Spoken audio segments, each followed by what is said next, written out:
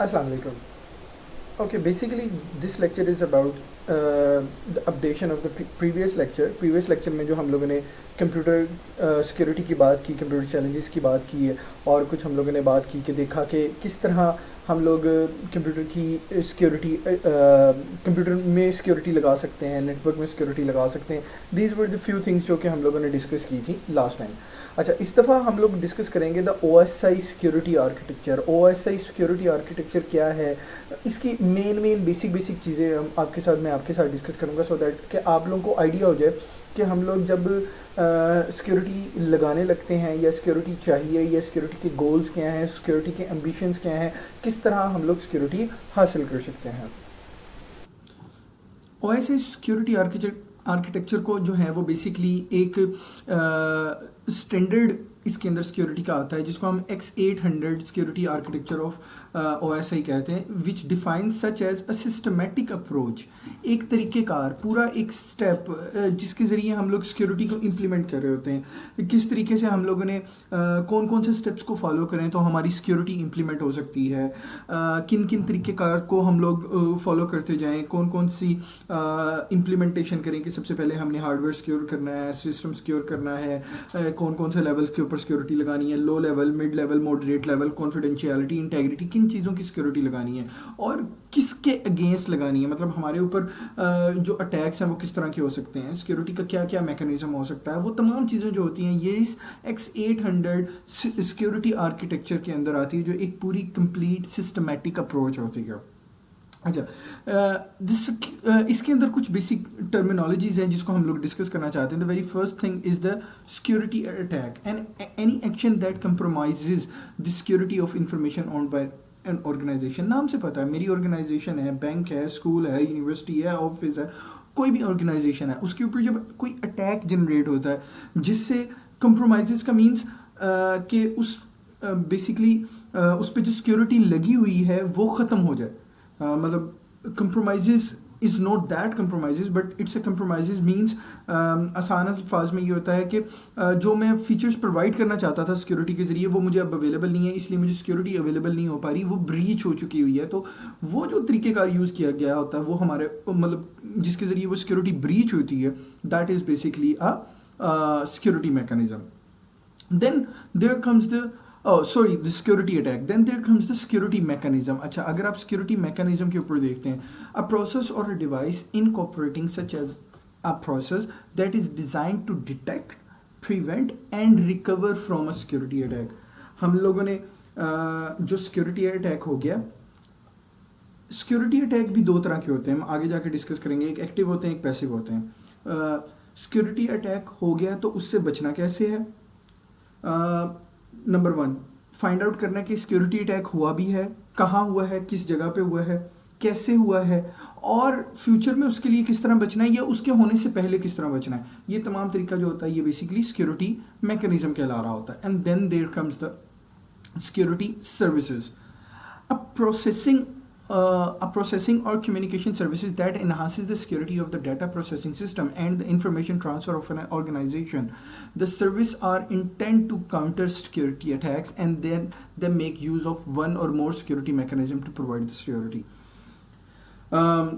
For example like एक attack generate होता है और वो अटैक जनरेट हुआ है कि जी मेरे ऑर्गेनाइजेशन की पावर्स जो है वो उसको डाउन कर दिया जाए. अगर मैं for example like banking sector में हूँ, ऑनलाइन ट्रांजेक्शन्स चल रही हैं, अगर मेरे मेन सर्वर के ऊपर या मेन फ्रेम के ऊपर अटैक जनरेट किया गया और उसकी पावर डाउन कर दी गई है तो मेरी तो सारी ट्रांजेक्शन्स रुक जाएंगी. अगर मैं कोई कंप्यूटिंग सर्विसेज प्रोवाइड कर रहा हूँ, क्लाउड कंप्यूटिंग की सर्विसेज प्रोवाइड कर रहा हूँ, वेब सर्विसेज प्रोवाइड कर रहा हूँ, कुछ भी कर रहा हूँ, उसके ऊपर अटैक जनरेट हुआ और कहा जी इसकी पावर ख़त्म हो जाए, तो उसके लिए प्रीकॉशंस क्या आप लोगों ने लिए हुए हैं और कौन कौन सी सिक्योरिटी सर्विसेज प्रोवाइड की हुई हैं कि इन केस अगर अटैक हो जाए तो हम लोगों ने फिर क्या करना है. Security of the data processing system and the information transfers of an organisation. जो एक जगह से दूसरी जगह आपकी इंफॉर्मेशन ट्रांसफ़र हो रही है, जो प्रोसेसर सारी की सारी कम्युनिकेशन हो रही है, उसके अंदर जो हमारा बेसिकली उसको सिक्योर करने के लिए जो हमारा मैकेनिज़्म चल रहा होता है और उसको काउंटर करने के लिए कि अगर कोई मसला मसाइल आ गया तो how we can counter it, तो वो हमारा बेसिकली सिक्योरिटी सर्विसेज हो रही होती हैं. Then we have to find out the difference between the threat and the attack. Threat क्या होता है, अटैक क्या होता है? ऑब्वियसली नाम से पता लग जाता है। वो कहते हैं ना मैं तुम्हें थ्रेट कर रहा हूँ या तुम क्या मुझे थ्रेट कर रहे हो। तो थ्रेट ऑब्वियसली वही होता है, पॉसिबल डेंजर, पॉसिबल। मसलन मेरे मोबाइल के ऊपर पासवर्ड नहीं लगा हुआ तो देर इज़ अ थ्रेट कि अगर मैं किसी जगह के ऊपर रखता हूँ तो मेरा डाटा ब्रीच हो सकता है, दैट इज़ अ थ्रेट। लेकिन अगर पासवर्ड लगा हुआ है या कोई सिक्योरिटी मेजरमेंट मैंने फॉलो की हुई है या नहीं भी की हुई, और मैं क्या कहते हैं वो कोई अटैक मेरे ऊपर सिस्टम के ऊपर होता है, मेरे मोबाइल फ़ोन के ऊपर होता है, मेरी ऑर्गेनाइजेशन के ऊपर होता है, और कोई मसला मसाइल अगर आ रहा होता है, तो ऑब्वियसली इट मीन्स कि कोई अटैक जनरेट हुआ है। वो अब थ्रेट नहीं रहा, वो अब एक अटैक बन चुका हुआ है जिससे कोई सिक्योरिटी सर्विसेज ख़राब होती हैं, कोई सिक्योरिटी पॉलिसीज़ जो होती हैं वो वायलेट हो रही होती हैं। So moving forward to our lecture, हम लोगों ने थ्रेट और सिक्योरिटी के अटैक के दरमियान फ़र्क भी फाइंड आउट कर लिया। अगर आप लोग ये देख रहे हैं ITU, अगर आपको ये ना पता लगे तो बहुत सारी एब्रीवेशंस नीचे लिखी होती हैं। The international telecommunication unit union, the OSI का के बारे में बताया हुआ है, ओपन सिस्टम इंटरकनेक्शन। बेसिकली ये जो स्टैंडर्ड्स मैनेज करने वाली ऑर्गेनाइजेशंस होती हैं हमारी, वो तमाम की तमाम ऑर्गेनाइजेशंस की एब्रीवेशंस हैं। अच्छा, अब ज़रा हम लोग अपनी स्लाइड्स की तरफ भी आ जाएं। स्लाइड के अंदर ऑब्वियसली लास्ट टाइम हम लोगों ने कहाँ तक देखा था, हम लोगों ने स्लाइड नंबर 10 तक देखा था। मैं आप लोग को स्लाइड और बुक दोनों साथ साथ लेके चल रहा हूँ क्योंकि मैं चीज़ों को इस लेक्चर के अंदर डिटेल में एक्सप्लेन करना चाहता हूँ। मैं चाहता हूँ कि हम लोग from available slides and from the lectures we could get the best idea of the computer security. The very first thing, ये scenario we people had already discussed it. The difference that there is a attack possibility, और वो attack possibility क्या है कि एक Eris है, वो message send करना चाहती है, किसको सेंड करना चाहती है, बॉब को वो मैसेज सेंड करना चाहती है, और रास्ते में उसका जो मैसेज है वो एक सिक्योर चैनल के ज़रिए एक जगह से दूसरी जगह जा रहा है। वो सिक्योर चैनल जो है वो बेसिकली उसके ऊपर कोई ना कोई अटैक जनरेट हो सकता है, और वो अटैक किसकी तरफ से जनरेट हो सकता है, उसको इंट्रूडर कहा जाता है। और इस तरह के अटैक को जिसके अंदर मैसेज इंटरसेप्ट का होने का मतलब कम्युनिकेशन हो रही है, रास्ते में उसको रोका जाए, उस मैसेज को डिलीट कर दिया जाए, या उस मैसेज को में कोई न्यू मैसेज ऐड कर दिया जाए, जिसको हम ईव्स ड्रॉपिंग मैसेज भी कहते होते हैं। तो obviously these are bad guys and girls out there, जो कि क्या किया जा सकता है, सबसे पहले आपका मैसेज इंटरसेप्ट किया जा सकता है। इंटरसेप्ट से क्या मुराद होती है? इंटरसेप्ट से मुराद ये होती है, मतलब मेरी कम्युनिकेशन हुई, मुझे पता लग गया थ्रेट क्या है, मुझे पता लग गया है कि अटैक क्या है, मुझे ये भी पता लग गया है कि कॉन्फिडेंशियलिटी क्या है, इंटेग्रिटी क्या है, और इसके अलावा बाकी जितनी भी टर्मिनोलॉजीज़ हैं। अब मैंने ये देखना है कि इन टर्मिनोलॉजीज़ को फाइंड आउट करना है कि जिसके ज़रिए मेरे पास डिफरेंट टाइप्स ऑफ अटैक्स हो रहे होते हैं, डिफरेंट टाइप्स ऑफ अटैक्स। सबसे पहले उन अटैक्स में एक ईव्स ड्रॉपिंग अटैक होता है। ईव्स ड्रॉपिंग अटैक के अंदर बेसिकली क्या हो रहा होता है, ईव्स ड्रॉपिंग अटैक के अंदर हम लोगों का जो मैसेज होता है वो इंटरसेप्ट हो रहा होता है। मतलब फॉर एग्जांपल लाइक मैंने कॉल की है किसी जगह पर, दूसरी जगह पर वो कॉल रिसीव हुई है, दरमियान में हम मेरी कॉल को कोई और सुन रहा हो और मुझे ना पता लग रहा हो। Obviously if I am trying to access doing making a call, I would love to have it in a secure channel, और अगर सिक्योर चैनल के अंदर भी मेरी कॉल इंटरसेप्ट हो रही है, कोई और उसको सुन रहा है, तो obviously it's a security breach, और एक सिक्योरिटी का कोई ना कोई ये अटैक जनरेट हुआ है। देन दूसरी जो मसला आता है उसको कहते हैं actively insert message inter connection.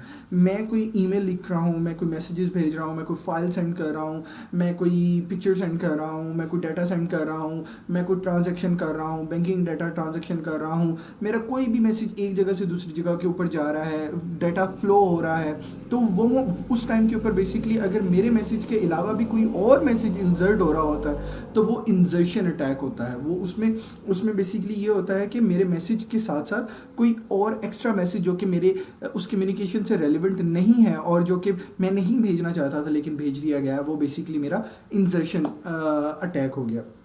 Then there comes the third one comes the impersonation. Impersonation means I want to send a message. Impersonation का मतलब ये होता है कि आपकी जगह कोई और पर्सन, ठीक है, मतलब फेक कम्युनिकेशन एक तरह से हो गई है, स्पूफिंग जिसे हम लोग कह सकते हैं। मैं मैसेज यहाँ से सेंड कर रहा हूँ, एलिस सेंड कर रही है बॉब को, लेकिन ऑब्वियसली दरमियान में ईव्स आ गई है। तो अब ईव्स क्या करती है कि वो एलिस की जगह ईव्स अपने वो बॉब को ये शो करती है कि एलिस जो कम्युनिकेशन कर रही है वो एक्चुअली एलिस नहीं कर रही होती, वो ईव्स कर रही होती है, लेकिन बॉब को ये लग रहा होता है कि वो कम्युनिकेशन जो है वो बेसिकली ईव्स कर रही होती है। इसको कहते हैं इम्पर्सनेशन। मतलब मैं फॉर एग्जांपल लाइक हमारे साथ ये बहुत ज़्यादा होता है कि हम हमारे हाथ में किसी दोस्त का मोबाइल आ जाता है, तो हम क्या करते हैं, मोबाइल पकड़ के उसको जी मैसेज कर रहे होते हैं किसी दोस्त को। अगले को तो ये लग रहा होता है कि यार ये मैसेज तो फलां की तरफ से मुझे आया, लेकिन रियल में उसकी जगह उसकी बिहाफ के ऊपर कोई और पर्सन ये काम कर रहा होता है। तो it's also a security breach कि मतलब मेरी जो इंपॉर्टेंट कम्युनिकेशन डिवाइसेस होती हैं, अब तो कम्युनिकेशन डिवाइसेस बहुत छोटी छोटी हो चुकी हैं। Mobile phone is a very big example. मुझे सर्वर्स के ऊपर जाने की ज़रूरत नहीं है इम्पर्सनेशन अटैक करने के लिए।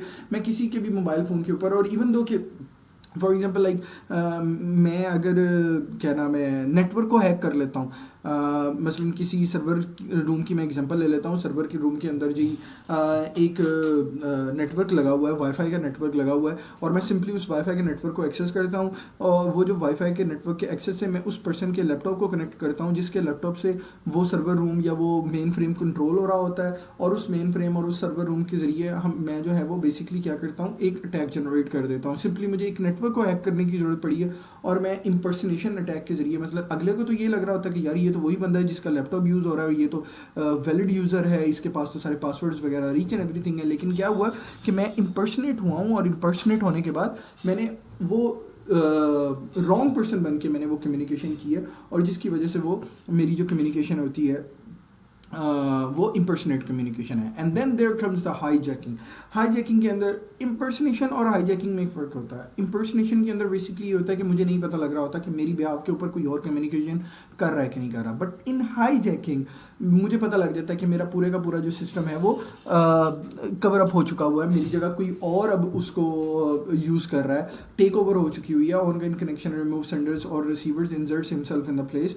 मतलब जो कम्युनिकेशन आनी होती है वो या कम्युनिकेशन जानी होती है वो ऑब्वियसली इंट्रूडर की तरफ से या अटैकर की तरफ से होती है, ना कि किसी ओरिजिनल सेंडर या रिसीवर की तरफ से होती है। And then there comes the denial of the service. Denial of the service जो है ना वो बहुत बेसिक लेवल ऑफ अटैक है। फॉर एग्जांपल लाइक आप एक किस छोटी सी ऑर्गेनाइजेशन ले लें, वहाँ पर 15 लोग कंप्यूटर्स यूज़ कर रहे हैं और एक प्रिंटर है, तो अगर 15 के 15 लोग जो हैं वो 20 से 25 रिक्वेस्ट फ़ौरन सेंड कर दें उस प्रिंटर के लिए, तो वो प्रिंटर चौक हो जाता है और वो नेटवर्क डाउन हो जाता है। यानी कि इतनी सारी रिक्वेस्ट जनरेट हुई कि उस प्रिंटर के ऊपर जो फैसिलिटी थी, जो प्रिंटिंग की कैपेबिलिटी थी, जो प्रिंटिंग की फैसिलिटी उसने प्रोवाइड करनी थी, वो प्रोवाइड नहीं कर सका, और इस तरह उसकी डिनाइल होगी किस चीज़ की, उस सर्विस की जो सर्विस उसने प्रोवाइड करनी थी। तो ये बड़ा बेसिक लेवल का अटैक है, ये बहुत ज़्यादा जनरेट किया जा रहा होता है, और इसके ऊपर बहुत एक्सटेंसिव रिसर्च कर दी गई है, क्योंकि सबसे ज़्यादा जो अटैक्स जनरेट किए भी जा रहे होते हैं वो basically denial of the service attacks ही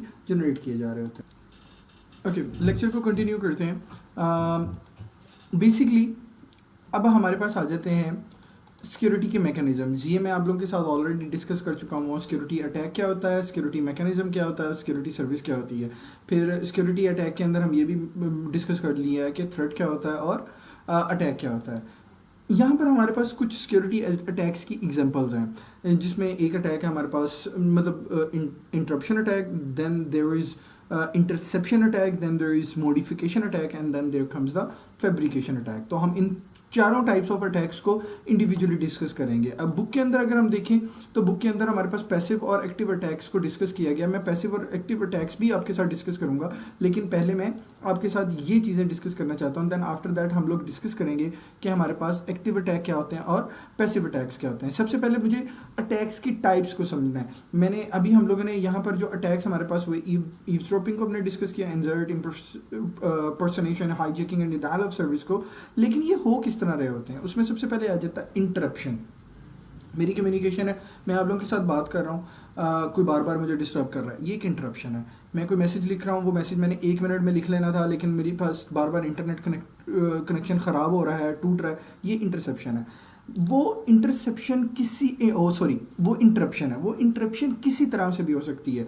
ये अवेलेबिलिटी की भी होती है। मसलन मैं लैपटॉप के ऊपर काम कर रहा हूँ, मेरे ऊपर अटैक जनरेट हुआ, लैपटॉप की स्क्रीन ही नहीं नज़र आ रही, क्या हुआ, इंटरप्शन अटैक जनरेट हो गया, मेरे हार्डवेयर के ऊपर हो सकता है, मेरा सॉफ्टवेयर क्रैश किया जा सकता है, मैं जिस फाइल सिस्टम को, मैं वर्ड की फाइल एक्सेस करना चाहता हूँ वो फाइल ही नहीं एक्सेस हो रही। तो किसी भी तरीके से मेरी प्रोडक्टिविटी को लो किया जाता है। जो काम मैंने 1 minute, 2 minute, 3 minute, 10 minute, 15 minute में, आधे घंटे में करना है, उसको घंटों का काम बना दिया जाता है, उसको दिनों का काम बना दिया जाता है। और अगेन एंड अगेन उसमें सबसे ज़्यादा ये मसले मसाइल आ रहे होते हैं। अच्छा, swapping a computer with jobs और कम्युनिकेशन लिंक्स विद पैकेट्स। मसलन बहुत सारी कम्युनिकेशन आपके एक सिस्टम के ऊपर बर्डन डाल दिया जाता है, आपकी आपकी लोड ओवरलोडिंग कर दी जाती है आपके सिस्टम के ऊपर, ताकि आपको जो सर्विसेज अवेलेबल हो रही है, एक तरह से डिनाइल ऑफ सर्विस होती है इंटरप्शन के अंदर। देन हमारे पास आ जाती है इंटरसेप्शन। अब इंटरसेप्शन बेसिकली क्या होती है, an unauthorized party gains access to an asset. Interruption में ये हो रहा था कि वो मेरे कंप्यूटर का एक्सेस उसको उस लिहाज से नहीं मिल रहा होता, वो फाइल्स को करप्ट कर रहा है शायद, लेकिन ओपन नहीं कर पा रहा, कॉपी नहीं कर पा रहा, डिलीट नहीं कर पा रहा। लेकिन इंटरसेप्शन के ऊपर उसके पास ये तमाम राइट्स आ जाते हैं। वो मेरे पास ऑलरेडी अटैकर जो है वो मेरी सिस्टम के अंदर ऑलरेडी जो अवेलेबल फाइल्स हैं उनको उनको चेंज करने की कोशिश कर रहा हो, उनको डिलीट करने की कोशिश कर रहा हो, उनको किसी बग के ज़रिए ईमेल करके या बैकडोर के ज़रिए ईमेल करके जो वो एक्सेस करने की कोशिश कर रहा हो। तो that basically is an interception, जिसके अंदर हमारा मैसेज एक जगह से दूसरी जगह प्रॉपर तरीके से नहीं जा रहा होता। Then there is a modification.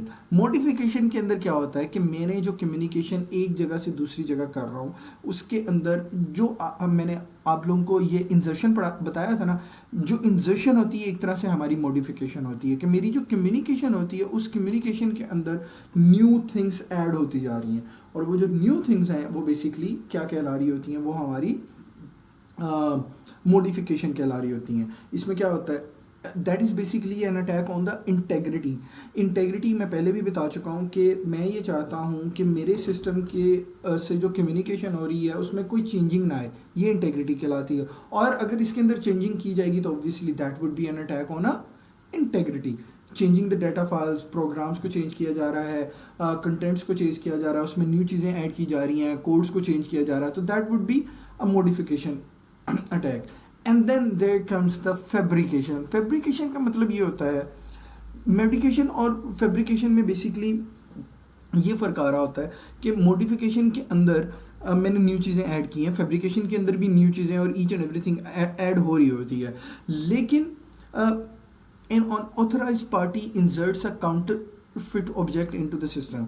Fabrication के अंदर बेसिकली एक ऐसी चीज़ें ऐड की जा रही होती हैं जो कि मेरी उस कम्युनिकेशन को किससे बिल्कुल रिलेटेड नहीं होती, और वो उस कम्युनिकेशन को ख़राब करने के लिए यूज़ हो रही होती हैं। मसलन मैंने एक फ़ाइल बनाई है किसी प्रोजेक्ट से रिलेटेड, और उसके अंदर क्या हुआ है, मैंने रिकॉर्ड्स बनाए हैं, और रिकॉर्ड्स के अंदर फॉर एग्जांपल लाइक मैंने कि एक $1 मिलियन का जो है वो मैंने बिल्डिंग बनाई थी, उस बिल्डिंग का पूरा रिकॉर्ड है कि कहाँ कहाँ एक एक रुपया लगा।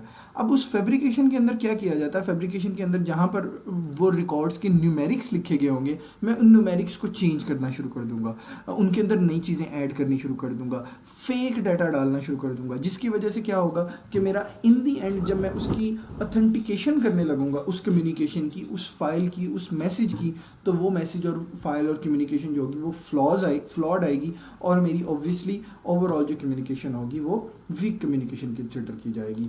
That was from the security attacks, जो कि पैसिव और एक्टिव को अभी मैं डिस्कस करता हूँ। ये बेसिकली कुछ और सिक्योरिटी अटैक्स हैं जो कि आप लोगों के साथ मैं डिस्कस करना चाहता हूँ, लेकिन ये एक्टिव और पैसिव अटैक्स के अंदर आ रहे होते हैं। इनको पहले मैं आप लोगों को एक्टिव और पैसिव अटैक्स बता दूँ, देन उसके बाद मैं आपको बेसिकली बताऊँगा कि ये अटैक क्या है और ये अटैक हमारे पास क्या है। First of all passive attack. Passive attack एक ऐसा अटैक है जिसके अंदर मुझे ये नहीं पता लग रहा होता कि मेरे सिस्टम के ऊपर अटैक हुआ। For example like right now मुझे नहीं पता कि मेरे कंप्यूटर का एक्सेस किसी के पास है या नहीं। क्यों? क्योंकि मेरा कंप्यूटर एक पब्लिक इंटरनेट के साथ जुड़ा हुआ है, और वो जो पब्लिक इंटरनेट होता है यानी कि पब्लिक नेटवर्क जो होता है, इंटरनेट है, कोई भी उसके ज़रिए मेरे कंप्यूटर का एक्सेस हासिल कर सकता है। मुझे नहीं पता कि मेरे कैमरे को कोई और व्यू कर रहा है कि नहीं कर रहा, मुझे नहीं पता कि मेरी फाइल्स को ही एक्सेस हो रही हैं कि नहीं, हो सकता है एक्सेस हो रही हो, अनटिल अनलेस मुझे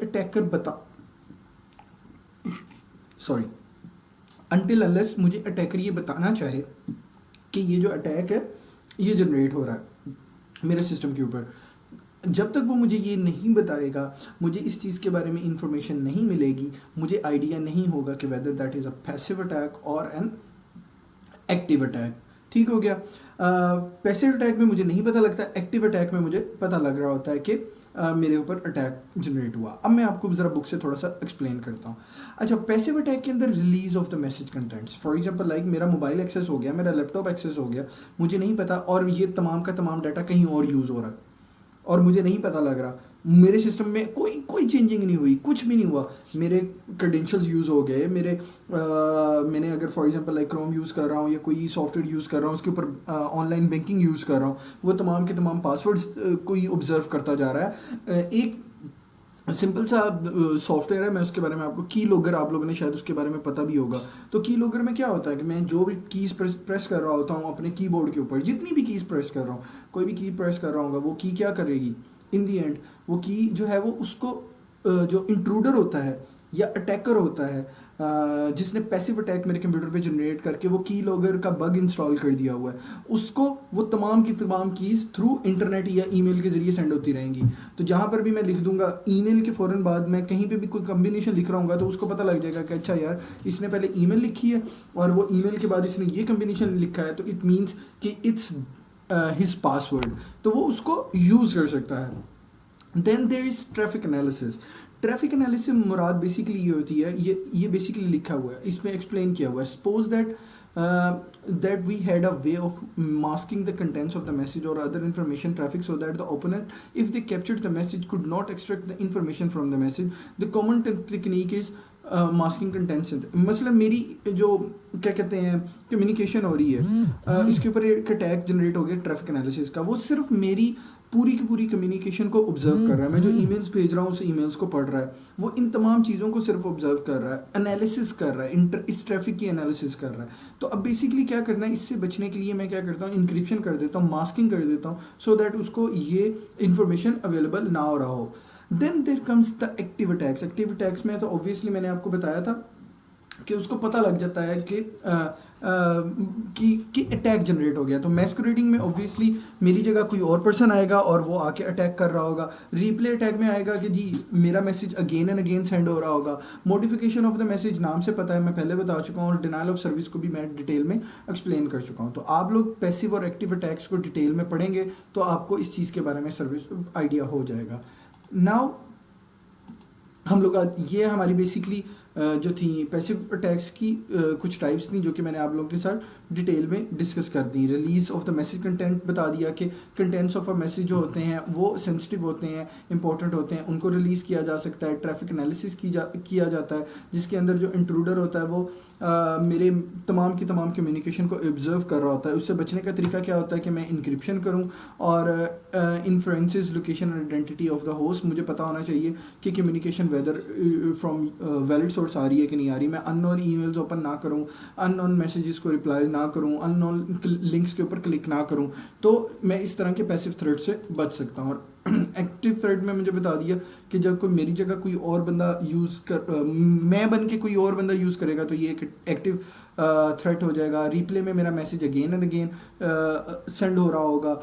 involves capture of a data unit and it's retransmission में एक ईमेल एक की बजाय 50 दफ़ा, 5000 दफ़ा, 5 लाख दफ़ा मेरी तरफ से जा रही है। मैं एक ईमेल कर रहा हूँ, मेरी तरफ से वो एक ईमेल 500 लोगों को जा रही है। आप लोगों को पता है इस तरह के बहुत से अटैक्स पास्ट में हुए हैं कि जिसमें एक अटैक होता है, एक मैसेज हम एक लिंक पे क्लिक करते हैं और तमाम फेसबुक के जो कॉन्टेक्ट्स होते हैं तमाम को जो है वो मैसेज आना शुरू हो जाता है। तो that basically is are replay attack and then there comes the modification of the message and denial of the service। ये हम लोग डिटेल में डिस्कस कर चुके हैं। अब हमारे पास आ जाती है हमारी सिक्योरिटी सर्विसेज में। मैं कॉन्फिडेंशियलिटी को भी डिस्कस कर चुका हूँ, ऑथेंटिकेशन को भी डिस्कस कर चुका हूँ, integrity, non reputation, access control, availability, denial of the services, virus का फाइल्स को डिलीट कर देना। दीज और all the things security services जो कि हम लोग प्रोवाइड करते हैं अपने सिस्टम को सिक्योर करने के लिए। और हमारे सिक्योरिटी के जो गोल्स होते हैं वो गोल यही होता है कि हम लोगों ने अपने सिस्टम में कॉन्फिडेंशियलिटी भी लेके आनी है, इंटेग्रिटी भी लेके आनी है और अवेलेबिलिटी भी प्रोवाइड करनी होती है। तो basically that was all from my side about for this lecture. इस लेक्चर को देखिए, कमेंट करिए, कोई क्वेश्चंस हैं उनको प्रिपेयर करिए so that we could discuss it. So thank you so much for your time and for listening it, and ignore the background sounds. It's very hard to record the videos. बेटा चुप कर जाए, चुप.